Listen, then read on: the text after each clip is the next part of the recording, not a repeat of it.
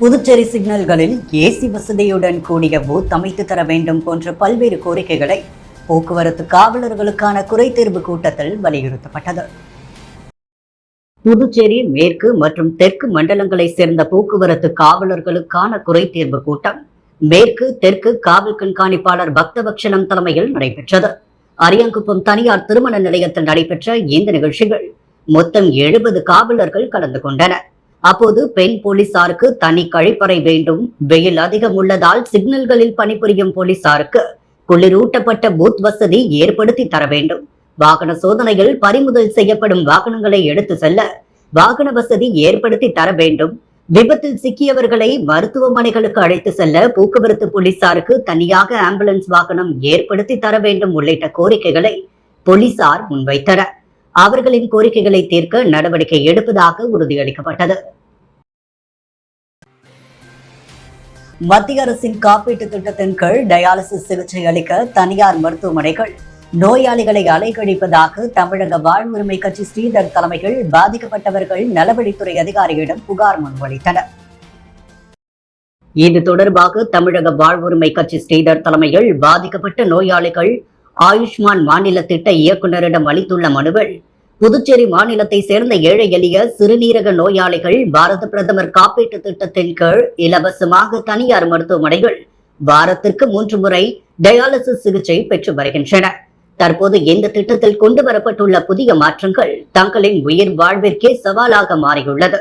காலை 6 மணிக்கே மருத்துவமனைக்கு வந்து கைரேகை வைத்தாலும் ஒப்புதல் கிடைக்க மாலை 6 மணி வரை காத்திருக்க வேண்டியுள்ளது. சிறுநீரக நோயாளிகளுக்கான தங்களுக்கு ஏற்படும் மூச்சு திணறல் மற்றும் இரத்த அழுத்த மாறுபாடுகளால் இந்த தாமதம் உயிருக்கு ஆபத்தானதாக அமைகிறது. ஏற்கனவே 2 முறை கைரேகை வைத்த நடைமுறை மாறி தற்போது 4 முறை வைக்க வேண்டும் என்ற நிபந்தனையால் நோயாளிகள் நாள் முழுவதும் மருத்துவமனையிலேயே தங்கி இருக்க வேண்டியுள்ளது. குறித்த நேரத்தில் டயாலிசிஸ் செய்யாவிட்டால் இருதயம் செயலிழந்து மரணம் ஏற்படும் அபாயம் உண்டு. எனவே ஏற்கனவே நடைமுறையில் இருந்த எளிதான சிகிச்சை முறையை மீண்டும் அமல்படுத்த வேண்டும் என குறிப்பிடப்பட்டிருந்தது. இந்த சந்திப்பின் போது உறுப்பு மாற்று மற்றும் மாற்றுத்திறனாளிகள் விளையாட்டுக் கழகத்தை சேர்ந்த நிர்வாகிகள் சரவணன், டொமினிக், கார்த்திக், ராம், கவிஞர் புதுவை சிவம், இலக்கிய பேரவை இளங்கோவன் உட்பட பலர் உடனிருந்தனர். புதுச்சேரி விமான நிலையத்திலிருந்து பெங்களூர் செல்லும் இண்டிகோ ஏர்லைன்ஸ் நிறுவனம் கூடுதலாக தங்களது விமான சேவையை விரிவுபடுத்தியுள்ளது. இந்த கூடுதல் விமான சேவை மே 1ஆம் தேதி முதல் துவங்க உள்ளது. புதுச்சேரி விமான நிலைய இயக்குநர் ராஜசேகர் ரெட்டி வெளியிட்டுள்ள அறிவிப்பில் புதுவை விமான நிலையத்திலிருந்து இண்டிகோ ஏர்லைன்ஸ் நிறுவனம் ஏற்கனவே உள்ள விமான சேவையுடன் கூடுதலாக புதுவையிலிருந்து பெங்களூருக்கு செல்லும் புதிய விமான சேவையை மே 1ஆம் தேதி முதல் துவங்கவிருப்பதாக தெரிவித்துள்ளார். அதன்படி பெங்களூரிலிருந்து காலை 10:10 மணிக்கு புறப்படும் விமானம் 11:15 மணிக்கு புதுச்சேரியை வந்தடையும். புதுவையிலிருந்து 11:35 மணிக்கு புறப்படும் விமானம் பெங்களூருக்கு 12:15 மணிக்கு சென்றடையும். அதேபோல் ராஜமுந்திரியிலிருந்து காலை 9:55 மணிக்கு புறப்படும் விமானம் ஹைதராபாத் விமான நிலையம் வந்து புதுச்சேரி விமான நிலையத்திற்கு பிற்பகல் 1:40 மணிக்கு வந்தடையும். பின்னர் பிற்பகல் 2 மணிக்கு புதுச்சேரியிலிருந்து புறப்பட்டு மாலை 3:15 மணிக்கு பெங்களூருக்கு சென்றடையும். பின்னர் மாலை 4 மணிக்கு பெங்களூருவிலிருந்து புறப்பட்டு மாலை 5:10 மணியளவில் புதுச்சேரி விமான நிலையம் வந்தடையும் என்றும், மாலை 5:30 மணியளவில் புதுச்சேரியிலிருந்து புறப்பட்டு இரவு 7:20 மணிக்கு ஹைதராபாத் சென்றடையும் என்றும், பின்னர் இரவு 7:50 மணிக்கு ஹைதராபாத்திலிருந்து புறப்பட்டு இரவு 9:05 மணியளவில் ராஜமுந்திரி சென்றடையும் என அறிவிக்கப்பட்டுள்ளது. புதுவையிலிருந்து பெங்களூர், ஹைதராபாத், ராஜமுந்திரிக்கு கூடுதலாக இண்டிகோ ஏர்லைன்ஸ் நிறுவனம் விமான சேவையை விரிவுபடுத்தியுள்ளதால் பயணிகள், சுற்றுலா பயணிகள், தொழில் அதிபர்களுக்கு பயனுள்ளதாக அமைந்துள்ளது. புதுவையில் கடந்த 9ஆம் தேதி சட்டமன்ற தேர்தலின் வாக்குப்பதிவு முடிவுற்ற நிலையில் ஓட்டு எண்ணிக்கை முன்னேற்பாடு பணிகள் தீவிரப்படுத்தப்பட்டுள்ளன. புதுவை சட்டசபை தேர்தல் ஓட்டுப்பதிவு கடந்த 9ஆம் தேதி நடைபெற்றது. வாக்கு எண்ணிக்கை வரும் 4ஆம் தேதி நடைபெறுகிறது.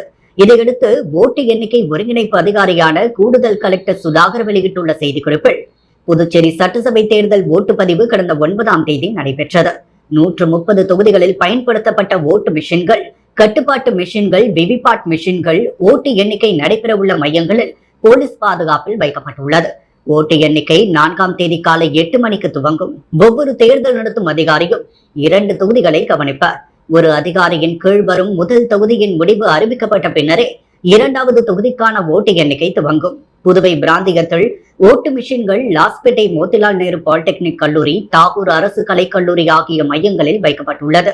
மோதிலால் நேரு அரசு பாலிடெக்னிக் கல்லூரி வளாகத்தில் மண்ணடிப்பட்டு, திருபுவனை, மங்கலம், உழவர்கரை, கதிர்காமம் மற்றும் இந்திரா நகர் தொகுதிகளுக்கான ஓட்டு எண்ணிக்கையும், அரசு கல்லூரிகள் காமராஜ் நகர், முத்தியால்பேட்டை மற்றும் ராஜ்பவன் தொகுதிகளுக்கும், மகளிர் பொறியியல் கல்லூரிகள் பூப்பளம், உருளைன்பேட்டை, நெல்லித்தோப்பு, லாஸ்பேட்டை, காலாப்பட்டு, முதலியார்பேட்டை, அரியாங்குப்பம், மடவெளி, ஏம்பலம், நெட்டப்பாக்கம் ஆகிய சட்டசபை தொகுதிகளுக்கும் ஓட்டு எண்ணிக்கை நடைபெறும். ஓட்டு எண்ணிக்கை மையத்தில் இடையூறின்றி திறமையாக பணிகளை மேற்கொள்ள விரிவான ஏற்பாடுகள் எடுக்கப்பட்டுள்ளது என அவர் தெரிவித்துள்ளார். புதுவையில் மே தினத்தை முன்னிட்டு ஊர்வலம் பொதுக்கூட்டம் நடத்த ஏஐடியூசி, சிஐடியு இணைந்து முடிவு செய்துள்ளது. 141வது சர்வதேச மே தின பேரணி பொதுக்கூட்டம் புதுவையில் ஏஐடியூசி மற்றும் சிஐடியு சார்பில் நடத்துவது சம்பந்தமாக ஆலோசனை கூட்டம் நடைபெற்றது. இந்திய கம்யூனிஸ்ட் கட்சி தலைமை அலுவலகத்தில் நடைபெற்ற இந்த கூட்டத்திற்கு அக்கட்சி மாநில செயலாளர் சலீம் தலைமை தாங்கினார். இதில் இந்திய கம்யூனிஸ்ட் முன்னாள் சட்டமன்ற உறுப்பினர் நாரா கலைநாதன், தேசிய குழு உறுப்பினர் தினேஷ் பொன்னையா, ஏஐடியூசி பொதுச் செயலாளர் அந்தோணி, மார்க்சிஸ்ட் கம்யூனிஸ்ட் தமிழ் மாநில குழு உறுப்பினர் பெருமாள், புதுச்சேரி மாநில செயலாளர் ராமச்சந்திரன், சிஐடியு மாநில பொதுச் செயலாளர் ஸ்ரீனிவாசன் மற்றும் மார்க்சிஸ்ட் கம்யூனிஸ்ட் செயற்குழு உறுப்பினர் கொளஞ்சியப்பன் ஆகியோர் கலந்து கொண்டனர். இக்கூட்டத்தில் வரும் மே 1ஆம் தேதி மாலை மே தின பேரணி மற்றும் பொதுக்கூட்டம் நடத்துவது என்றும், கூட்டத்தில் தொழிலாளர் வர்க்கத்தினரை ஆயிரக்கணக்கில் திரட்டி பங்கேற்க செய்வது என்றும் முடிவெடுக்கப்பட்டது. புதுவையில் நூதன முறையில் 5 பேரிடம் பண மோசடியில் ஈடுபட்டோரை சைபர் கிரைம் போலீசார் வழக்கு பதிந்து விசாரணை நடத்தி வருகின்றனர். புதுவை மடுகரையை சேர்ந்த பெண் ஒருவரை மர்ம நபர் தொடர்பு கொண்டு வங்கி அதிகாரி போல பேசுவதாகவும், தங்களது ஏடிஎம் கார்டு புதுப்பிக்க ஓடிபி எண்ணை அனுப்புமாறும் கூறியுள்ளார். இதனை நம்பி அந்த பெண்ணும் மர்ம நபருக்கு ஓடிபியை பகிர்ந்துள்ளார். சிறிது நேரத்தில் அவரது வங்கி கணக்கிலிருந்து 10,500 ரூபாய் மோசடி கும்பலால் எடுத்துள்ளது. புதுச்சாரம் பகுதியை சேர்ந்த ஆண் நபர் அவரது முகநூல் பக்கத்தில் மத்திய நிதி அமைச்சர் முதலீடு தொடர்பான விளம்பரத்தை பார்த்துள்ளார். பின்னர் அந்த விளம்பரத்தை கிளிக் செய்து 18,500 ரூபாய் முதலீடு செய்து மோசடி கும்பலிடம் ஏமாந்துள்ளார். மேலும் கோவிந்த சாலையை சேர்ந்த பெண் ஒருவர் 30,000 ரூபாயும், வடமங்கலத்தை சேர்ந்த ஆண் நபர் ஒருவர் 6,000 ரூபாயும், பிள்ளையார் குப்பத்தை சேர்ந்த ஆண் நபர் 4,500 ரூபாய் என மோசடிக்காரர்களிடம் ஏமாந்துள்ளனர். தொடர்ந்து பாதிக்கப்பட்டவர்கள் தனித்தனியாக புதுவை சைபர் கிரைம் காவல் நிலையத்தில் புகார் அளித்துள்ளனர். புகாரின் பேரில் போலீசார் விசாரணை நடத்தி வருகின்றனர். புதுச்சேரியில் அனுமதியின்றி மோட்டார் சைக்கிள் ஓட்டும் விவகாரத்தில் 3 நாட்களில் 30 சிறுவர்கள் மீது நடவடிக்கை எடுக்கப்பட்டுள்ளதாக போக்குவரத்து காவல்துறை சீனியர் எஸ்பி திவ்யா தெரிவித்துள்ளார். புதுச்சேரி போக்குவரத்து காவல்துறை சீனியர் எஸ்பி திவ்யா வெளியிட்டுள்ள செய்திக்குறிப்பில், புதுச்சேரி போக்குவரத்து காவல்துறை புதுச்சேரியில் ஓட்டுநர்கள் மற்றும் நடைப்பயணிகளுக்கு பாதுகாப்பான மற்றும் உறுதியான சூழலை உருவாக்குவதற்கான தனது தொடர்ச்சியான முயற்சிகளின் ஒரு பகுதியாக சமீபத்திய போக்குவரத்து விதிமீறல்கள் மற்றும் குறைந்த வயது வாகன ஓட்டம் தொடர்பான சாலை பாதுகாப்பு சிக்கல்கள் குறித்து ஆய்வு ஒன்றை மேற்கொண்டுள்ளது. இந்த ஆய்வு குறைந்த வயதில் வாகனம் ஓட்டுவது சாலை பாதுகாப்புக்கு முக்கியமான அச்சுறுத்தலாக இருப்பதை காட்டுகிறது. ஏனெனில் குறைந்த வயதுடையவர்கள் வாகனம் ஓட்ட தேவையான முதிர்ச்சி, பயிற்சி மற்றும் சட்டப்பூர்வ அனுமதி இல்லாமல் இருப்பதால் விபத்துகள் ஏற்படும் சாத்தியம் அதிகரித்து பொதுமக்களின் பாதுகாப்பு பாதிக்கப்படுகிறது. தொடர்ச்சியான விழிப்புணர்வு இயக்கங்கள், கடுமையான அமலாக்க நடவடிக்கைகள் மேற்கொள்ளப்பட்டாலும் சில பெற்றோர்கள் மற்றும் வாகன உரிமையாளர்கள் குறைந்த வயதுடையவர்களுக்கு வாகனம் ஓட்ட அனுமதிப்பது தொடர்ந்து காணப்பட்டு வருகிறது. இதனால் குறைந்த வயதுடையவர்களின் உயிருக்கு மட்டுமல்லாமல் பிற சாலை பயனாளர்களின் உயிருக்கும் ஆபத்து ஏற்படுகிறது. குறைந்த வயது வாகனம் ஓட்டுதல் மோட்டார் வாகன சட்டப்பிரிவு 199A கீழ் கடுமையான குற்றமாக கருதப்படுகிறது. 18 வயதிற்கு குறைவானவர்கள் வாகனம் ஓட்டுவது சட்டவிரோதமாகும். குறைந்த வயதுடையவர் வாகனம் ஓட்டும் போது பிடிபட்டால் பெற்றோர் அல்லது வாகன உரிமையாளர் குற்றவாளியாக கருதப்பட்டு 25,000 ரூபாய் வரை அபராதம், 3 ஆண்டுகள் வரை சிறை தண்டனை, ஓட்டுநர் உரிமம் இடைநீக்கம். மேலும் குறைந்த வயதுடையவர்கள் குழந்தைகள் நீதிமன்றம் சட்டத்தின் கீழ் குழந்தைகள் நீதிமன்றத்திற்கு ஆஜர்படுத்தப்படுவர். மேலும் அவர் 25 வயது வரை ஓட்டுநர் உரிமம் பெற தகுதி இழக்கிறார். குற்றத்தில் பயன்படுத்தப்பட்ட வாகனத்தின் பதிவும் 12 மாதங்களுக்கு ரத்து செய்யப்படும். சிறப்பு சோதனையின் போது குறைந்த வயது வாகனம் ஓட்டுதல் தொடர்பாக 30 நடவடிக்கை எடுக்கப்பட்டுள்ளது. மேலும் வயது வாகன ஓட்ட சட்டத்தின் விதிகளின்படி ஆபத்துக்கள் குறித்து விழிப்புணர்வு ஏற்படுத்தி சாலை பாதுகாப்பு முயற்சிகளில் ஒத்துழைக்குமாறு புதுச்சேரி போக்குவரத்து காவல்துறை கேட்டுக்கொள்கிறது. கடுமையான அமலாக்க நடவடிக்கைகள் புதுச்சேரி முழுவதும் தொடர்ந்து மேற்கொள்ளப்படும். விதி மீறுபவர்கள் சட்டப்படி கடுமையாக எதிர்கொள்ளப்படுவர் என அவர் தெரிவித்துள்ளார்.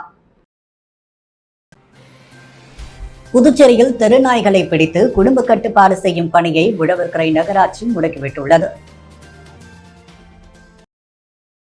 புதுச்சேரியின் பல்வேறு பகுதிகளில் சமீப காலமாக தெருநாய்களின் எண்ணிக்கை அதிகரித்து பொதுமக்களின் பாதுகாப்பிற்கு அச்சுறுத்தல் ஏற்பட்டுள்ளது. குறிப்பாக முதியவர்கள் மற்றும் குழந்தைகளை நாய்கள் துரத்துவதாக புகார்கள் குவிந்த வண்ணம் உள்ளன. இந்த சூழலில் மக்களின் பாதுகாப்பை உறுதி செய்யும் நோக்கில் உழவர்கரை நகராட்சி பகுதிகளில் தெருநாய்களை பிடித்து கருத்தடை செய்யும் பணிகள் தற்போது முடக்கிவிடப்பட்டுள்ளது. இந்த முறை ஒப்புக்கு இல்லாமல் திட்டமிட்ட முறையில் பணிகளை மேற்கொள்ள நகராட்சி நிர்வாகம் பிரத்யேக கால அட்டவணையை வெளியிட்டுள்ளது. ஏற்கனவே லாஸ்பேட்டை பகுதியில் முதற்கட்ட பணிகள் வெற்றிகரமாக நிறைவேற்றன. அதைத் தொடர்ந்து தற்போது இந்திரா நகர் தொகுதிகள் நாய்களை பிடித்து கருத்தடை செய்யும் பணி முழுவீச்சில் நடைபெற்று வருகிறது. நகராட்சி வெளியிட்டுள்ள அட்டவணைப்படி அடுத்தடுத்த 3 மாதங்களுக்கு இந்த தெருநாய் கட்டுப்படுத்தும் முகாம் நடக்கின்றது. மே 7ஆம் தேதி முதல் காலாப்பட்டு தொகுதி, மே 18 முதல் கதிர்காமம் தொகுதி, ஜூன் 4 முதல் தட்டாஞ்சாவடி தொகுதி, ஜூன் 19 முதல் காமராஜர் நகர் தொகுதி, ஜூலை 1 முதல் உழவர்கரை தொகுதி தெருநாய்கள் பிடித்து கருத்தடை செய்யப்பட உள்ளன. இந்த திட்டம் குறித்து நகராட்சி சுகாதார ஆய்வாளர்கள் கூறுகையில், விலங்குகள் நல வாரியத்தின் வழிகாட்டுதலின்படி நாய்கள் பிடிக்கப்பட்டு அறுவை சிகிச்சை மற்றும் தடுப்பூசிக்கு பிறகு அவை மீண்டும் எந்த இடத்திலிருந்து பிடிக்கப்பட்டனவோ அதே இடத்திலேயே விடப்படும். நாய்களின் மனநிலை மாற்றம், அவை புதிய இடங்களுக்கு செல்லும் போது ஏற்படும் மோதல்களை தவிர்க்கவே இந்த முடிவு எடுக்கப்பட்டுள்ளதாக தெரிவித்துள்ளனர். மாணவர் சமூகத்தினரிடம் சுற்றுச்சூழல் பற்றிய விழிப்புணர்வை ஏற்படுத்தும் விதமாக புதுவை பல்கலைக்கழக சமுதாய கல்லூரிகள் பூமி தினம் கொண்டாடப்பட்டது. புதுச்சேரி பல்கலைக்கழக சமுதாய கல்லூரிகள் மேலாண்மை துறை பூமி அறிவியல் அமைச்சகத்துடன் இணைந்து 2026 ஆண்டுக்கான பூமி தினத்தை ஏப்ரல் 16 முதல் 22ஆம் தேதி வரை கொண்டாடியது. இதன் நோக்கம் மாணவர் சமூகத்தினரிடம் சுற்றுச்சூழல் பற்றிய விழிப்புணர்வை உருவாக்குவதாகும். இதன் துவக்க விழாவிற்கு கல்லூரி முதல்வர் லலிதா ராமகிருஷ்ணன் தலைமை தாங்க புதுவை பல்கலைக்கழக பூமி அறிவியல் துறை பேராசிரியர் ராஜ்னீஷ் புத்தானி முக்கிய உரையாற்றினார். புதுச்சேரி டச் எனர்ஜி டெக்னாலஜி நிறுவனத்தின் தலைமை செயல் அதிகாரி சண்முகநாதன் சிறப்புரையாற்ற பூமி தின நிகழ்ச்சியின் ஒருங்கிணைப்பாளர் பாரதி வரவேற்புரையாற்றினார். இதில் மனித சங்கிலி வளாக சுத்தப்படுத்துதல் இயக்கம், பிளாஸ்மோக், ஆங்கிலம் மற்றும் தமிழில் கட்டுரை போட்டி, போஸ்டர் கண்காட்சி, சிட்ரஸ் கிளீனர் தயாரிப்பு பயிற்சி, துணி மறுசுழற்சி பயிற்சி போன்ற பல்வேறு நிகழ்ச்சிகள் நடைபெற்றன. பிஸ்லரி இன்டர்நேஷனல் நிறுவனத்தின் ஆதரவுடன் கல்லூரி வளாகத்தில் மரக்கன்றுகள் நடும் நிகழ்வு நடைபெற்றது. நிறைவு நாள் விழாவில் பாண்டிச்சேரி பல்கலைக்கழக உயிரி தொழில்நுட்பத்துறையை சேர்ந்த பேராசிரியர் லதா சுக்லா கலந்து கொண்டு வெற்றி பெற்றவர்களுக்கு பணம், பரிசுகளும் சான்றிதழ்களும் வழங்கினார். நிகழ்ச்சியை மேலாண்மை துறை உதவி பேராசிரியர் பாரதி, இணை பேராசிரியர் அர்ஜுனன், ஒப்பந்த ஆசிரியர் சத்தியமூர்த்தி ஆகியோர் ஒருங்கிணைத்தனர்.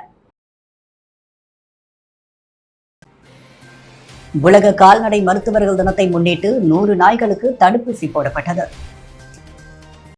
உலக கால்நடை மருத்துவர்கள் தினத்தை முன்னிட்டு புதுச்சேரி கால்நடை மருத்துவமனையில் நடவடிக்கைகள் மேற்கொள்ளப்பட்டன. 100 நாய்களுக்கு நாய்க்கடி தடுப்பூசி செலுத்தப்பட்டுள்ளது.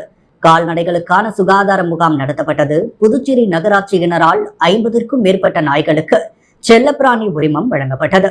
சுமார் 20 செல்ல நாய்களுக்கு இனப்பெருக்க கட்டுப்பாட்டு அறுவை சிகிச்சை மேற்கொள்ளப்பட்டது.